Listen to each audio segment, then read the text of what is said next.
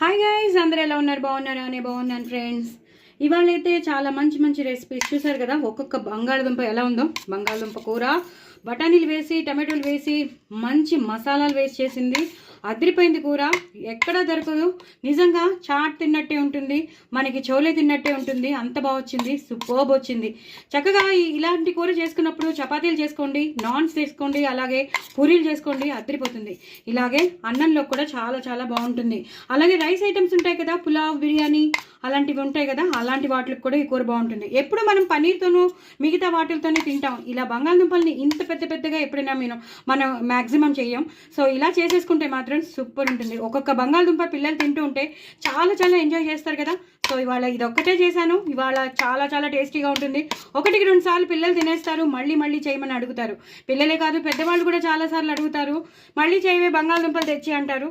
అసలు ఆగలేకపోతున్నారు, టెంప్ట్ అయిపోతున్నారు. కానీ నేను షార్ట్ తీసే వరకు ఆగమన్నాను, ఖతమైపోతుంది, కూర మాత్రం ఉండదు.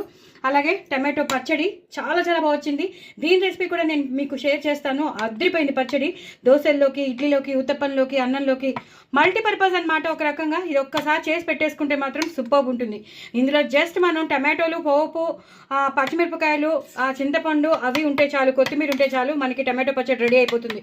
ఏవేవో ఆర్భాటంగా తెచ్చేసుకుని వేసేసుకుని డబ్బులు ఖర్చు పెట్టుకోకర్లేదు. ఉన్న దాంట్లోనే హ్యాపీగా చాలా టేస్టీగా చేసుకోవచ్చని ఈ పచ్చడి అయితే నిరూపిస్తుంది. అంత బాగుంది, చాలా చాలా బాగుంది. వేడివేడి అన్నంలో తింటే మాత్రం ఒక రేంజ్లో ఉంది, చాలా చాలా టేస్టీగా ఉంది. అప్పడాలు నంచుకొని తినేస్తాను, అయిపోతుంది.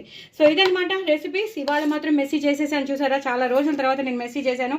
ఈ కూర మాత్రం అదిరిపోయింది, చాలా చాలా టేస్టీగా ఉంటుంది. మరి ఇంకెందుకు ఆలస్యం, తప్పకుండా చేసుకోండి, ఎంజాయ్ చేయండి. నా ఛానల్ మాత్రం సబ్స్క్రైబ్ చేసుకోవడం అసలు అసలు మర్చిపోద్దు. పిల్లలకి ఒక్కొక్క ముద్దలో ఒక్కొక్క ఆలు ఇలా పెడుతూ ఉంటే వాళ్ళు అలా తింటూనే ఉంటారు. బాయ్ అండి.